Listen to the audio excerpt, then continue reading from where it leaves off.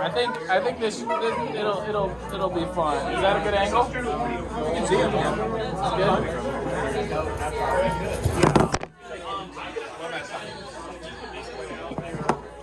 It's gonna stay. It's gonna stay.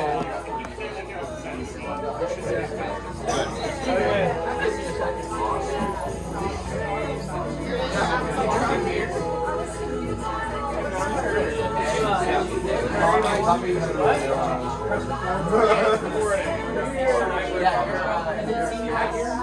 No, yeah, I knew it was thinking. Yeah. I don't. Yeah, that's all you do. I saw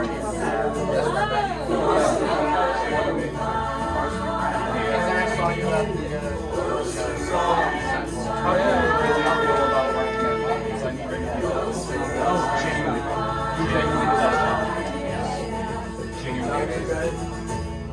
I would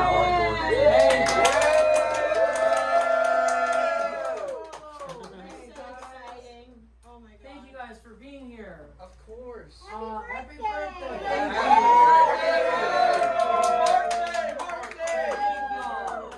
You guys are very sweet to indulge me in this. I want to start by wishing everyone a happy Women's Month. Woo! That's right. It'll be fun to explore this movie, which is so beautifully explores not only womanhood but manhood and indeed personhood. So with that, we'll begin. Actually, before we get into the slideshow, I wanted to share this.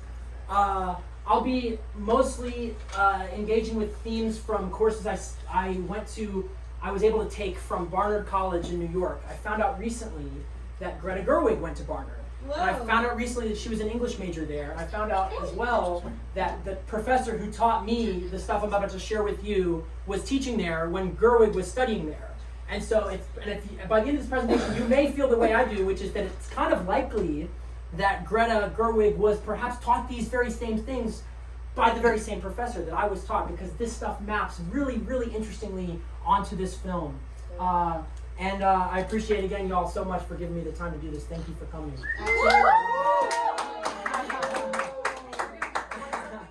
All right, so postmodern Barbie, right? We're going to start with some background, modernism and postmodernism, and then get into the specifics of the film. So modernism, let's start there. Modernism is a literary and artistic movement that sort of began in the wake of the violence of World War I and perpetuated until the violence of World War II. Some classic and seminal artists from writers from that time include Virginia Woolf, Ernest Hemingway, Faulkner, and James Joyce. Here are some of their wonderful books, which are worth your time, and I love the covers here. This cover is so sick to me. It represents a cool postmodernism and modernism as well, just in the art alone. But basically, the central theme of modernism is that it's a crisis of signification, and we're gonna go into what that means shortly. But for now, let's just think of it as modernism is like the millennial vibes, you know, and then postmodernism is like Gen Z vibes. That's kind of what I've been thinking, because we have a lot that we owe to the modernists, but then we kind of take it further with the Gen Z postmodernism. So, oh wait, I forgot about my whole entire notes. Let me get in with this.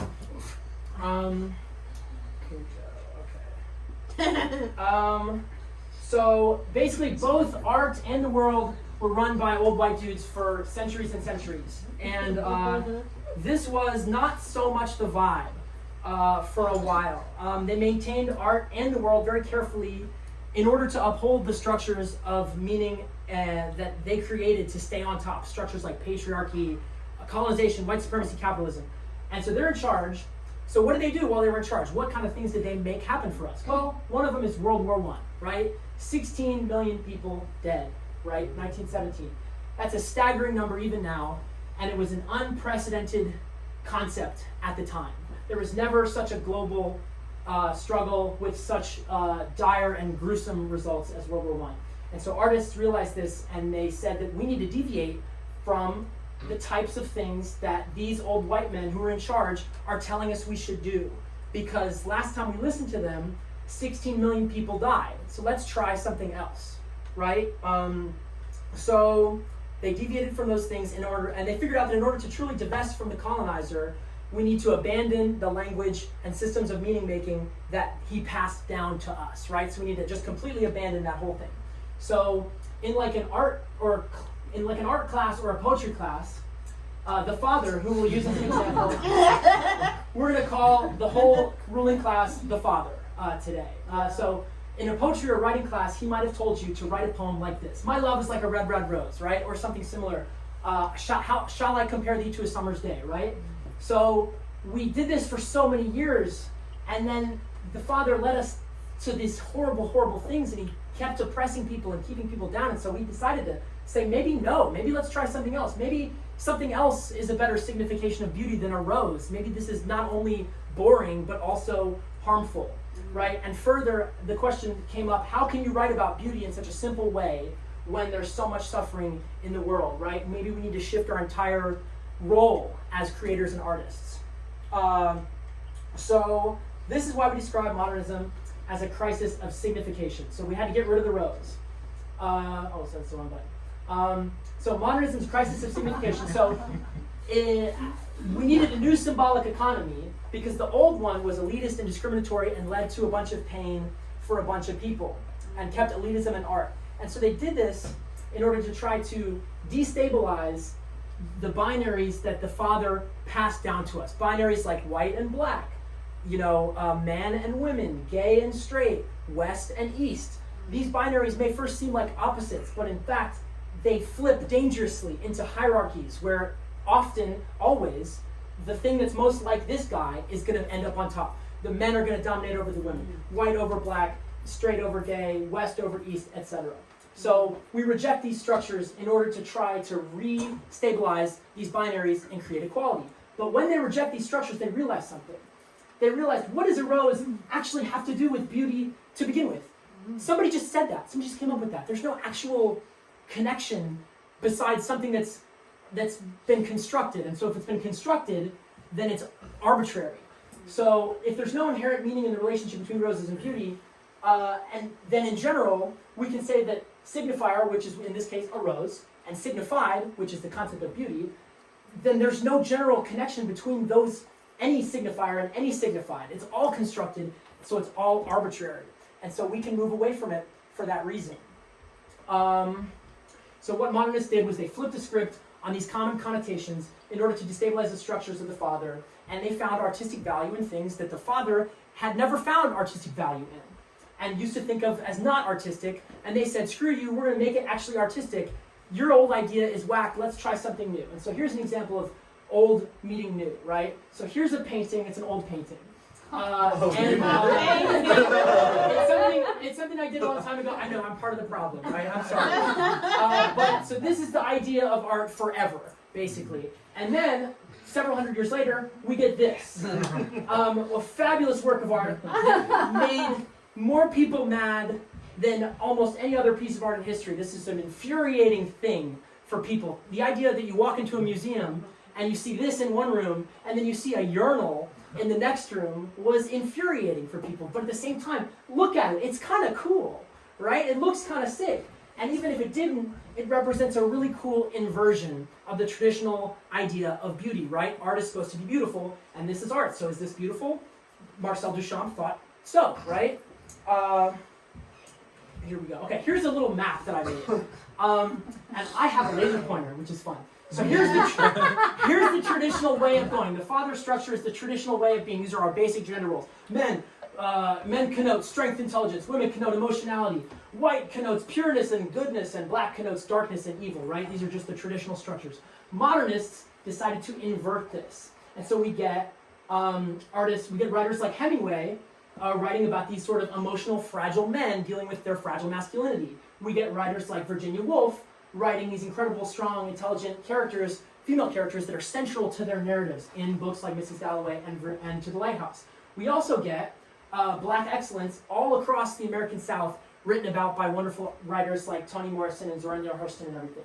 Flipping this over here into this pureness, goodness in blackness. And we also get writers like Herman Melville writing about a whale who is scarier because he's white, and all the other whales are black, and this one is white, and so he's scary because he's white, right? Mm-hmm. So the modernists are flipping the script on these old ideas.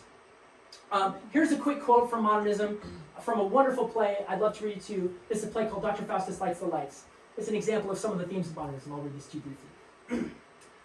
Dr. Faustus, the dog, and the boy all sleeping. The dog, dreaming, says thickly, thank you, thank you, thank you, thank you, thank you, thank you, thank you, thank you.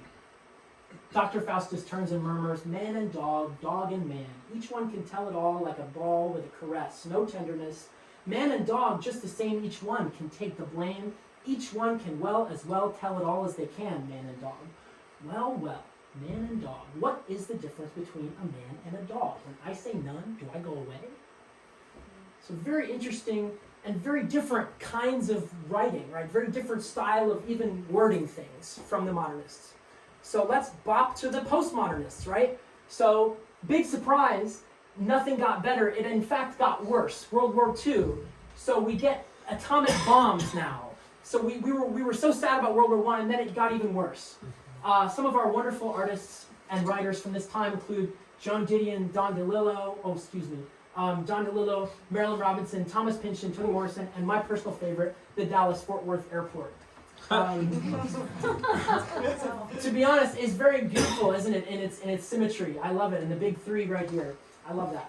But so the question became, how do we make meaningful art in a world with an atomic bomb in it? So Oppenheimer vibes. By the way, they say his name so many times in that movie. It's probably like more than Barbie that they say it. I watched it recently. I was like struck by how often they say his name. I was pretty. It wasn't very becoming, if you ask me.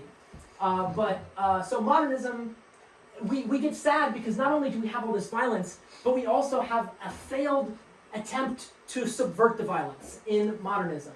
And so we get bummed about that, right? So I put a blobfish up here. This is a blobfish to represent that we're sort of deepening in both thematics and in the crisis of meaning that modernism represented. And so if we remember, the crisis of meaning for modernism was this. Is there really a connection between a rose and beauty? Modernists said, no, it's constructed, therefore arbitrary. Postmodernists took it even further, and they said, there's no fixable meaning to any concept at all, because every concept is man-made, and there's so many different things that a rose can connote that there's no one thing you can pin it to that's consistent. So therefore, if there's no one thing, then there's technically no meaning. And so when you look for meaning in a rose, you can't find any. And so it's kind of nothingness that you find instead. So because all these concepts are arbitrary and made up. When you think of a man, it might connote strength to you, but there's just an infinite amount of things that it could connote. And so in that infinity, it actually is you can't say that it connotes a single one thing. So because these concepts suggest so many different things, there's no one concept you can pin to it. And so this is the postmodern, the signifiers stay real, the roses are real, the men are real, but there's just, the concepts are just completely made up. Because they can't really suggest or convey or guarantee any consistent one thing, right? So, because it can mean so many different things, there's no one thing we can tie to it. And so in these big concepts that we've spent our whole artistic life thinking about, they're blown up and they're reduced to nothingness. And this can be kind of scary, right? The postmodern condition, as we've called it, is to look for meaning somewhere and expect to find it and instead find nothing, right? You look and you find nothing. So that's kind of a 1 doesn't equal 1 relationship, right? We look for something and we want to find something that matches up in this little set of signified we made, and we find nothing. So that's kind of messed up. Here's an example of that. This is England. Or is it? Or is it, right? Where is it? Tom Stoppard wrote a fabulous play in the 60s called Rosencrantz and Guildenstern Are Dead, and one of the lines in it is, they say, I don't believe in England. England is just a conspiracy of cartographers, right? And so it sounds kind of silly at first, but then when you think about it, the concept of England is really, it's a tenuous thing to try and pin down, because the only actual concept of it is the very symbol of it. These lines, they only exist on a map, right? These lines that split it from Wales and Scotland, they only exist on a map, and there's not really a physical manifestation of it. And you might be thinking, well, I've been to England. England is real. Well, you've been to the earth. You've been to some land over around here, right? But before it was England, it was something else. And pretty soon, it might be something else after. So when you think like this, big concepts, they start to dissolve. So again, the postmodern condition, look for meaning, find nothing. This is scary and depressing. to look for something and to find nothing. But here's the thing, the nut thing, right?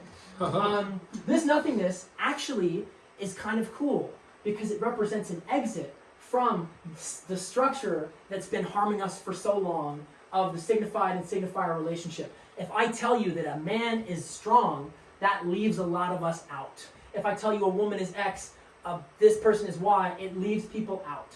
And so we need to escape that structure, and this nothingness represents an escape from that structure and the structures of meaning making that have been ruling our art and our lives forever. So in fact, there's two nothings that we bring to the table with postmodernism. There's the scary nothing of, oh gosh, there's nothing, I'm sad, I'm scared. But there's also the, oh wait a minute, there's nothing. And since there's nothing, there can be anything. Because if a man doesn't mean one thing, then it can mean anything, right? It's not one thing, so it can be everything. So these nothings kind of flip into everythings, which is really cool. Another way to think about this is the and the or, right?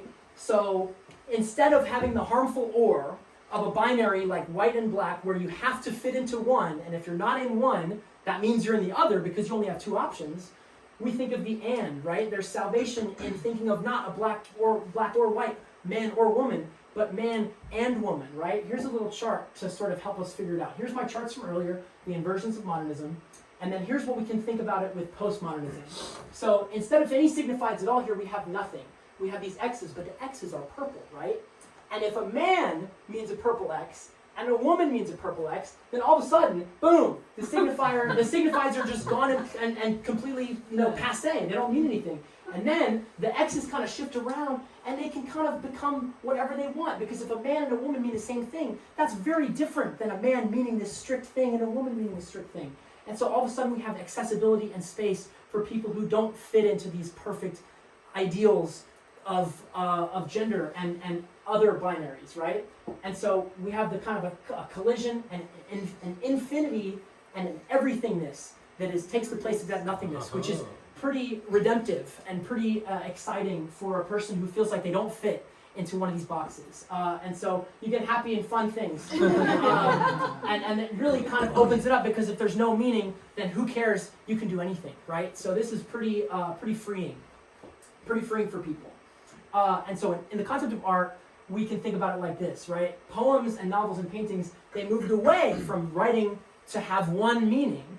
Instead, they're trying to have infinite meaning. So I can't just sit here and tell you, this poem's about my grandpa. Maybe it is, but if you read it and you say, this reminds me of my cat, then it's still, like, that is just as valid, right? Like, kind of a death of the author scenario, right? And so what writers in postmodernism did was experiment, and they threw the rule book out, and they can do anything. If everything means nothing, you can do anything. So it's exciting stuff. So here's some markers of postmodernism. Tons of wordplay, tons of self-awareness, tons of intertextuality and allusions to other pieces of art, right? We have a lot of inversions, and queerness is a big one of that. We have challenges to the form and genre. Like you have novels that have sections of play-like dialogue. You have, TV shows with musical numbers in them, right? So we're challenging even the forms specifically that we were taught to believe by our art teacher had to be a certain way. We have nihilism and scary things too, and that represents the scary bad nothing. Remember, there's two nothings, right? And so in order to demonstrate that, we often see symbols of oblivion, we see abysses and holes and whirlpools, right? Scary things of nothing that you get lost in. But remember, with no binaries, death and life are no longer opposing forces. They're now a part of one whole. It's not your death and your life, or it's death and life as one part, as two parts of your experience as a mind and a body on earth, right? And so again, that is freeing. And this sort of sounds contradictory, and postmodernism is marked by tons of contradictions, tons of paradoxes, because postmodernism in itself is a paradox and a contradiction, because it's both a problem and a solution. The problem of seeing nothing when you expect to see something, and the solution of, oh wait a minute, there's nothing, I can do anything, right? So it's a cool thing, it's a problem and a solution. So here's a cool quote from Joan Didion that sort of represents some of this stuff. She writes in Play It As It Lays, I used to ask questions, and I got the answer. The answer is nothing. Now that I have the answer, my plans for the future are these. 1, get Kate. 2, live with Kate alone. 3, do some canning, right? So Kate is her daughter. I love the way this is so profound, and it's like my whole plan for my life is to get my daughter, be with my daughter, and preserve foods. You know, it seems so different than the first two, but there's that postmodern 3 again, saving us, right? It's a complete, it can be anything. So that's great. We're going to move ahead here to a little bit of a Barbie discussion. But first, I kind of wanted to deviate briefly and tell you about my cat-sitting, dog-killing service. Hire me to look after your cat. I'm really good at it. I can make sure they stay living. Keep them alive with food and water. Keep them alive. I'm not going to kill them. I love them. Why would I kill them? I only let dogs die, so your cat's going to be fine. Rest in peace, Teddy. I would never let a cat die. I would never. But if you want your cat dead, I can help you. I can facilitate that and make it really easy and soft for them. Actually, I did kill a cat once. I accidentally did watch a cat and he died. But he looked really bad when we got there. So I don't feel that bad about it. He looked nasty. He looked fucking disgusting. He looked really, really bad. But it was kidney failure, so it's not on me. We're swagging out, we're vibing. Still dead, ripped tangerine. That shit wasn't that bad, but to be honest, the dog situation was some fucking trauma. That was light trauma. That was light trauma for me. And if you want to call me about this, just give me a call. 1-800-615-myroomnumber.com. Give me a call. I'll hook you up. Mark's dog killing, cat sitting service. Mark's, I'll save your cat, I'll kill your dog. All right, great. Let's talk about Barbie.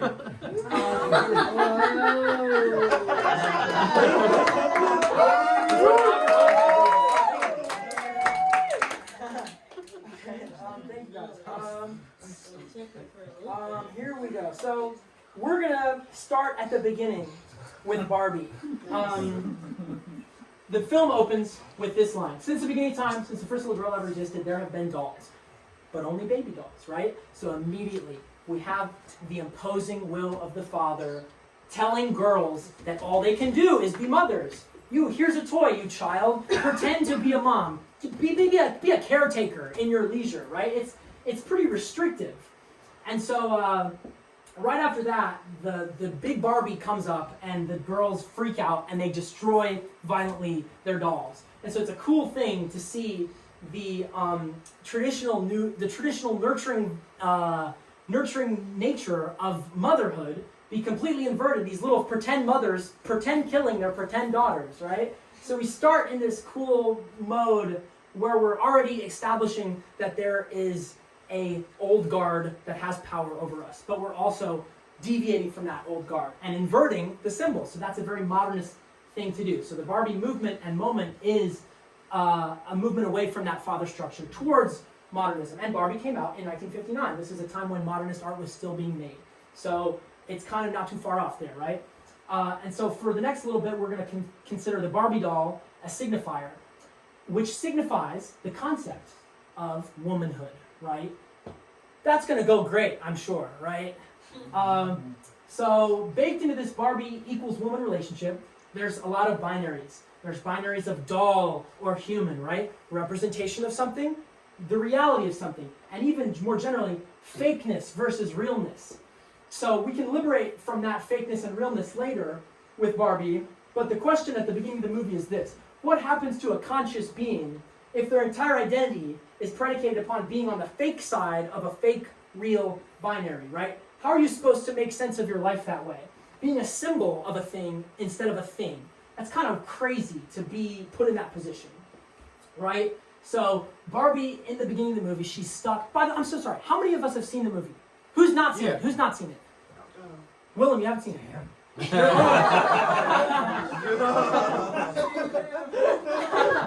That's awesome. That's totally fine. I'm not going to spoil too much. I'm gonna just lightly tap about the things that happen later in the movie. I'm not going to go too crazy with it though. So Barbie is stuck in this violent two-ness, we'll call it. So here's the inverted two. From the regular two is Reagan, and the inverted two is modernism. So we're in a modernist mode right now. So in Barbie land, she's stuck in two-ness. What do I mean by this? Well, when she's in Barbie land, she's being played with. So she's inextricable from another being. She's directly being controlled by someone else, something else. She has no autonomy in Barbie land. Then she goes to the real world, And what she does there is, for the first time, she's not being controlled by someone. And so she looks around and she mirrors human behavior. She sees a person cry, and she cries. She sees laughter. She begins laughing too. She's not even with the people that are laughing, but she just responds by mirroring, right? Because she is a surface onto which others have been projecting meaning for her entire existence, right? We have been projecting patriarchal ideas of femininity onto the very crucially white surface of Barbie for her entire life. And it's not just that she has no identity, it's that that is her identity, right? Her identity is predicated on being a surface of play, right? That's why dolls are created, so you can make them like fight and kiss and stuff, right? They're there so we can manipulate them. So yeah, you can't pin that stuff down. You can't pin femininity down like that. Where am I? Okay, but here's the thing though. Her mirror, here's Miss Robbie here. Her mirror in the film isn't real.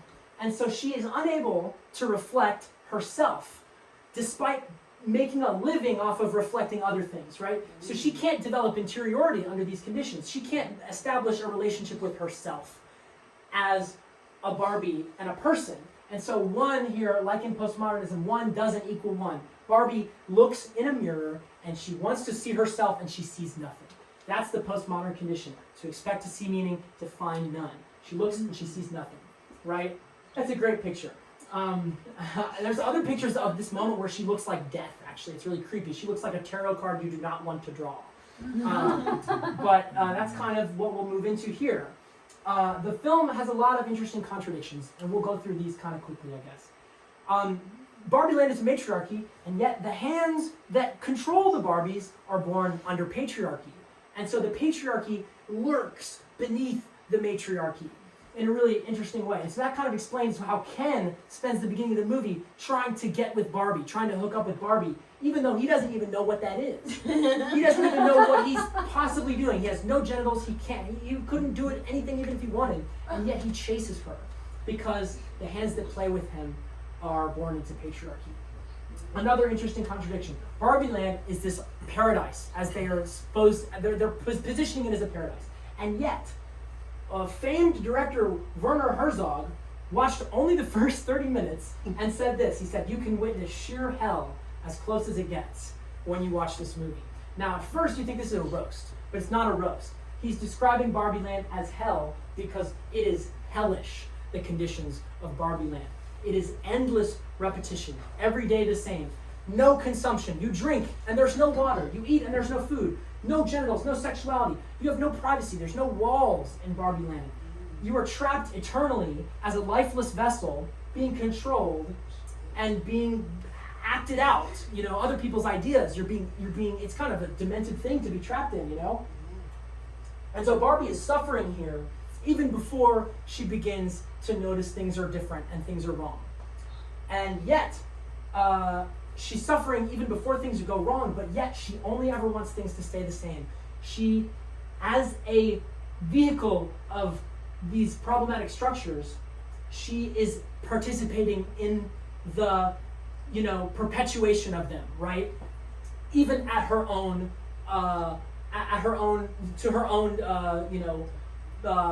problem, whatever. It doesn't work for her, and yet she continues to deal with it. Continues to perpetuate it even though it's bad for her. Gloria's speech, which comes later, is full of these interesting contradictions. And basically the gist of it is, how can you be a woman in a world that demands so many contradictory things of women? And it's an interesting speech. And some people think it's a little too Tumblr core, people think it's a little too feminism from 10 years ago. But I think there's actually some cool things going on in it, so you can enjoy that for yourself later. Binaries, common classic feature of postmodernism. We have the binary of Barbie Ken, which is like woman and man. We have the binary of adult and child, the binary of human and doll, the binary of life and death, fakeness, realness, Barbie land, real world, right? And then we have this binary of the Birkenstock versus the high heel. She says, you can stay in your regular life, or you can learn the truth about the universe with the Birkenstock. And then she crucially says, you actually can't choose the high heel, because under these domineering structures of binary patriarchy and all these horrible things, there's actually no choice that you have. You don't have two choices.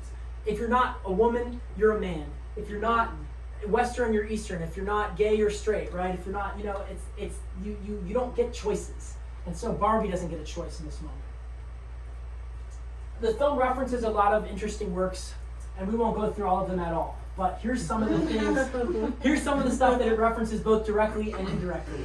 One thing I do want to mention quickly is the Indigo Girls song actually has a lot of the same thematics of postmodernism. She says, the less I seek my source for some definitive, the closer I am to find, right? So the less I look for salvation, the closer I get to salvation. So that's a classic little paradox moment. And the rest of the song kind of talks about black and white and other things. It's kind of a really cool choice that Gerwig made to include that one. And if you have any, if you want to know which one, what of here is where, you can ask me later. So the Bible is a really interestingly referenced piece of literature, right? The Bible is like the woman of books, right? It's got a lot of eyes on it. It's got a lot of people thinking and talking about it. And it's the key of the Bible. The Bible is all about salvation, and I think the Barbie movie is too. And so, can we map the Holy Trinity into the Barbie movie? I have no life this week, and so I did. Right? And interestingly, we have a postmodern concept here. Father is not the Son, but it is God, and God is the Son, and is God. So it's a paradox here as well. Something is this, and it's not that, but that is this. So it's interesting there. Ruth is the creator of Barbie. She's the mother. We have an inversion. Not father, but mother. Barbie is Jesus. She's the daughter. She walks on water in the film. And the Holy Spirit, to me, is the driving force of the life of these dolls, which is children's playing with them, right? The magic of these children when they're playing. And I think this is fascinating, so we'll go into it a bit. I got you. And this interestingly to me with the pink background, it's reminiscent of a uterus. Thank you. It's totally uterine coded, isn't it? But yeah, it's like cool. It's interesting to see that. So play is the life force of these Barbies. They don't have blood. They don't have electricity running through their veins. They have play, and that's how they are alive, and that's how they connect with each other. And the way they get this play is by children on their knees, being children in the most beautiful, pure way possible. And this play not only causes life for the Barbies, but it causes joy for the children. And so I think it's really nice that the life force is something that produces joy in children, which is one of the most precious things ever, right? Is a child's joy. And what else is interesting is that the little girls are the architects of this whole world of Barbie Land. They buy a little dollhouse and they set it up. They bring the dolls together. Old men are the architects of our world. Little girls are the architects of Barbie Land, which I think is a great inversion. And in this first beach scene, pay attention when Ken runs at the ocean. Pay attention, the whole scene, you can practically see the little hands playing. Like they have accessories in their hands, like a guy's holding ice cream for no reason, right? I used to have these wrestler action figures, and they would come with a little chair, or they would come with a beer bottle that you can throw, and it was always so fun to put their little things in their little hands. So it's a really cool little scene, and we basically see children improvising life for these Barbies, and it's really cool. Hi Barbie, hi Barbie, hi Barbie. This is nothing more than inexperienced improv, right? But it also works to introduce the cast of Barbie Land, which is fun.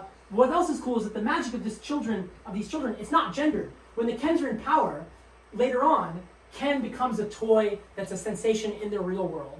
And so the toys the toys fly off the shelves, and so we can take this to mean that boys and kids everywhere are playing with Ken now, instead of just playing with Barbie. Ken has been marginal for his whole life, and now he is this big hit in the world. And so if boys are buying them, we get to see when the boys, the Kens, are doing their shit, we see that's not just Kens doing their stuff, but it's boys playing. And what we see when it's boys playing is that the boys playing is really actually pretty similar to the girls playing. The boys are staging the same kinds of scenes with their toys as the girls stage with their toys.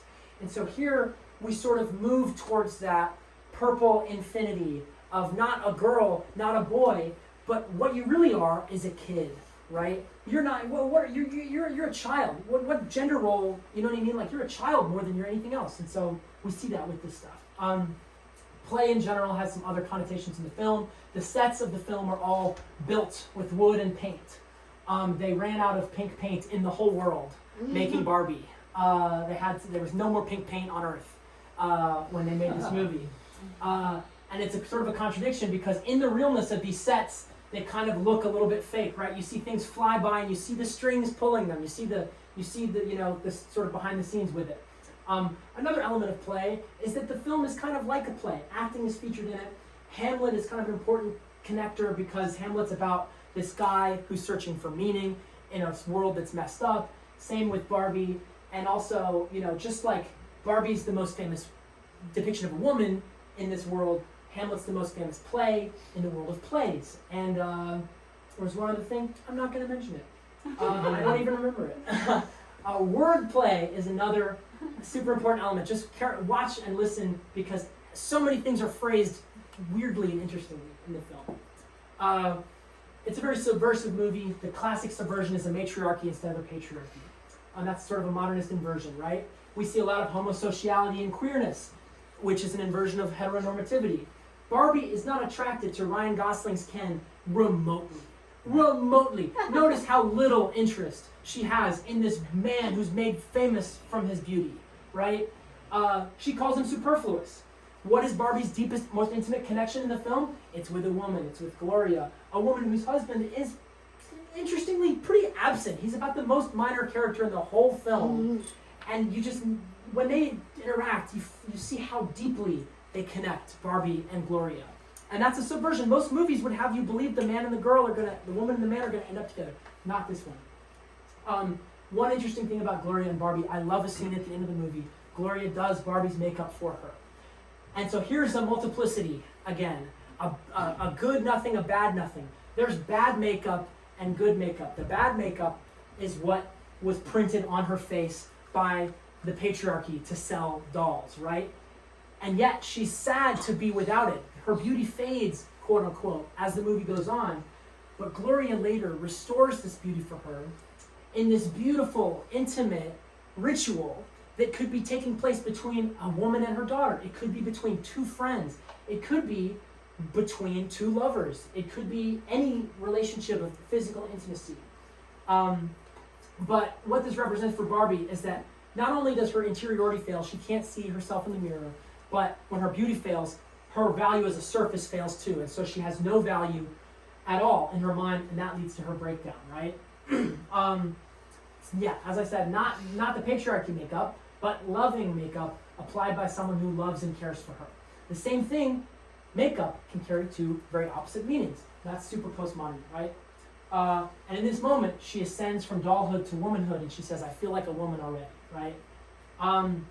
Let's talk about Ken for a second. I love Ken. We're wrapping up soon. Are you guys doing okay? Yeah. Okay, thank you guys for listening. I appreciate it. So what's interesting to me about Ken is that at the very start and the very end of the movie, we see sort of suicidal moments from Ken. He sprints at the open ocean. In reality, this is a suicide attempt, And in the world of the movie, it's the same in some ways because he knows that solid wooden fake waves. He's not going anywhere. He runs towards it, and he flies in the sky and falls, and he goes to the hospital. And I can't imagine a more traumatic moment in the world of Barbie, right? Like there's not a lot of stakes, but still. So we can see him as a pretty desperate guy. As well, Ken is an interesting character because he enters the film pitted against other iterations of himself, other men in the world who are also named Ken. And so Ken, one of the first things he says, he sees the other guy, and he goes, Ken, right? So it's so interesting. It's like sort of man versus self, but also man versus other, right? So Ken versus Ken, it's like kind of like the classic power struggles of literature, right? Man versus man versus wild, man versus food, spy versus spy, right? The classic ones. So matriarchy and patriarchy, we see in this movie both leading to patriarchy because the Kens they're competing with each other. They're cruel to each other. They're isolating and they're in pain. And this is under a matriarchy. And so it seems like no matter how you invert the binary, it's still a binary, so it will still cause suffering. Ken is tied with language in a really fascinating way to me in this movie. We so often see him refer to himself as and Ken or just Ken. We rarely hear him talk about himself as simply Ken, right? That's his name. It's almost like he thinks his name is and Ken, right? He says it's Barbie and Ken. There is no just Ken. So what Ken lacks here is an it is, which is a conjugation of the verb to be, right? He lacks a being. He too lacks this crucial identity.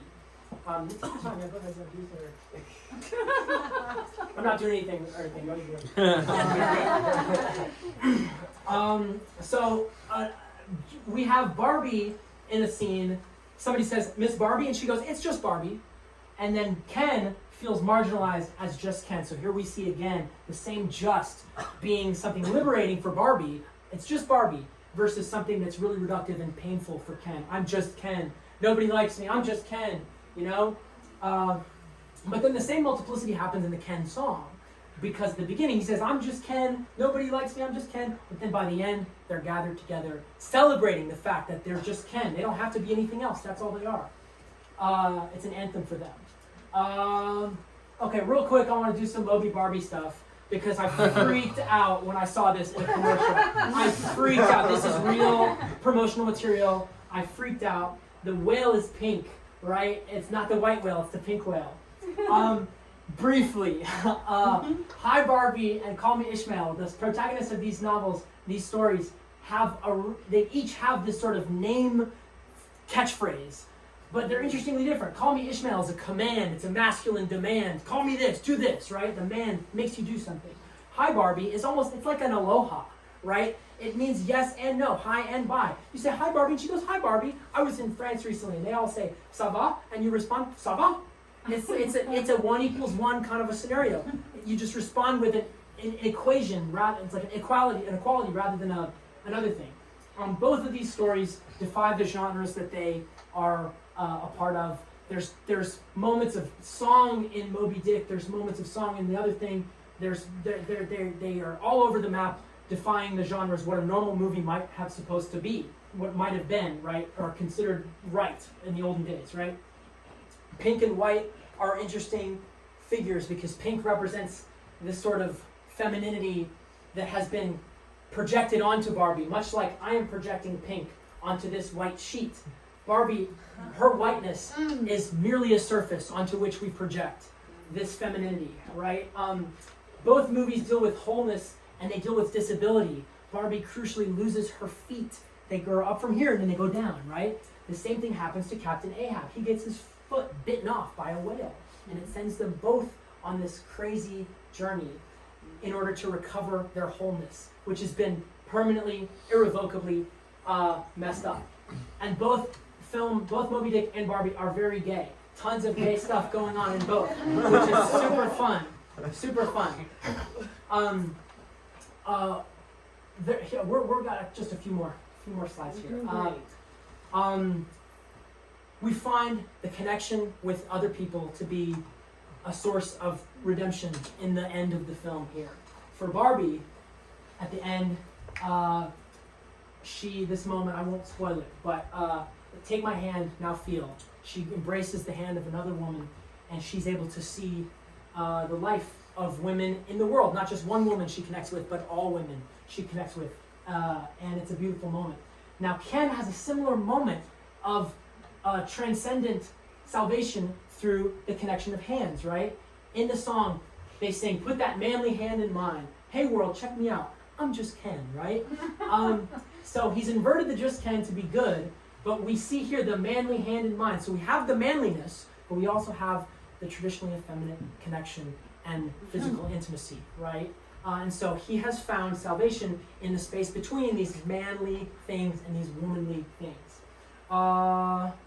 Yes, that's the good two-ness instead of a bad two-ness which traps Barbie. We have a multiplicity that's redemptive rather than reductive. And both come from this moment of same-sex physical intimacy. And it brings wholeness and it brings connection. If you'll indulge me. there's a very, very relevant little moment in Moby Dick that I'd love to read briefly for you. Somebody tell me no. Scream it if I shouldn't. Do it. Okay, thank you. You guys are nice. You guys are nice. I had to do this on my birthday. I had to do it. It's just the why if I bounce this one. Okay, I will start. Basically, this is a moment on the ship where the mates are tasked with squeezing the sperm of the whale. That's the thing that they're harvesting, is the sperm from these sperm whales. That's what you use to make candles and other things, oils and things like that. And so what they have to do is they sit on the deck and they squeeze and express this sperm. And what happens is it emits these fumes that make the mates high, and they make them sort of almost hallucinate, but they just make them really happy and really peaceful. And it's this interesting moment of physical intimacy between men. Let me read it here for you.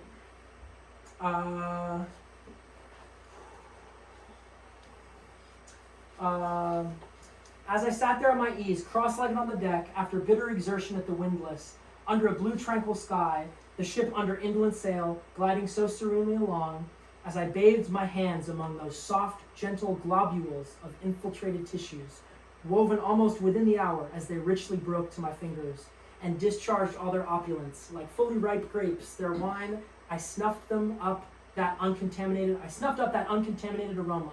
Literally and truly, like the smell of spring violets, I declare to you that for that time I lived as in a musky meadow. I forgot all about our horrible oath, the oath of chasing down and killing Moby Dick the whale. I forgot all about our horrible oath in that inexpressible sperm. I washed my hands and my heart of it. I almost began to credit the old Paracelsian superstition that sperm is of rare virtue in allaying the heat of anger. While bathing in that bath, I felt divinely free from all ill will or petulance or malice of any sort. Squeeze, squeeze, squeeze. All the morning long, I squeezed that sperm till I myself almost melted into it. I squeezed that sperm until a strange sort of insanity came over me. And I found myself unwittingly squeezing my co-laborers' hands in it, mistaking their hands for the gentle globules. Such an abounding, affectionate, friendly, loving feeling did this avocation beget, that I at last was continually squeezing their hands and looking up into their eyes sentimentally, as much as to say, "Oh, my dear fellow beings, why should we longer cherish any social acerbities, or know the slightest ill humor or envy? Come, let us squeeze hands all round. Nay, let us squeeze ourselves into each other. Let us squeeze ourselves universally into the very milk and sperm of kindness." Right? Would that I would keep squeezing that sperm forever, he writes. So it's an interesting moment of male bonding. These men have been on a ship for 3 years, no women, and it takes an intoxicating moment in order for them to feel even a touch of physical intimacy. And when they do, it is transcendent for them. It's beautiful and special for them. Just feeling holding hands is transcendent for them. So I love that moment. In this vein, there's a lot of queer joy associated with Kenergy, right? We see a lot of homosocial behaviors at the end with the Kens. They stop fighting. They have a big war and they stop fighting, and they embrace multiplicity and gender norm, and they defy their gender norms because they stop fighting and instead they dance. Instead they hold hands and even kiss. They even kiss each other. And why does this happen? Well, because remember, Ken became a huge sensation. And so it's not just one type of boy playing with a Ken doll. It's any boy playing with any doll. And so we have queer boys, straight boys, we have weird boys and normal boys, all kinds of boys, right? All kinds of kids. And so some kids, for as many boys as will take 2 dolls and make them fight, there's another boy who will take 2 dolls and make them dance and make them kiss and make them sing. And it's a sort of a beautiful little subversion that is matched from the children and the Kens. At the end, he says, "Ken is me," and he sort of escapes that masculine ideology by defining himself not as a man, but simply as himself. Just like what we said when if something doesn't mean anything, it can mean everything. If Ken doesn't mean anything, he can be anything. So he's no longer tied into Barbie's attention. That's really nice for him. One way that we can symbolize this is the fact that at the beginning of the movie, we see Barbie slide down this slide. And she looks a little bit lifeless when she does that. She's kind of still and stagnant. And to me, at the beginning, it represents her being trapped in this world. But at the end, Ken slides down the very same slide, and he's giddy with glee, sliding down a hot pink Barbie slide. And he says, Ken is me. And he's free from these harmful, hi Grant, he's free from these really painful and harshly enforced gender binaries, right? Finally, here, it's a very linguistic film, and so we have a linguistic solution at the end. Instead of what do I say there at the end? Oh yeah. Instead of Ken being tied into Barbie, Barbie grants him his own it's. Instead of it's Barbie and Ken, she grants him a it's Barbie and it's Ken. And so in this way, she gives him his own to be, his own identity that he lacked before. And so we have that and of postmodernism instead of the or that came before it. But he has his own identity now with that to be. And Barbie, she gets a to be. The question of the father is to be or not to be. Shakespeare asked this question. But we, as modern people, we defy that question. We say there's no to be or not to be. We choose to be and not to be. And for Barbie, that's the exact choice she makes at the end of the film to escape the harsh binary that's in force. Why does this matter? Well, World War III could be looming. We're in a new period of postmodernism.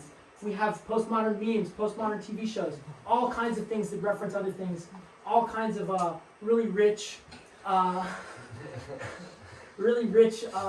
thoughtful programming and art being made and shared. And our system continues to fail us.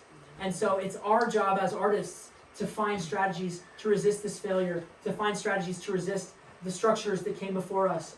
And I think that Greta Gerwig and the folks at Barbie did a really unique and exceptional job of presenting that. And I really appreciate y'all listening. Thank you guys.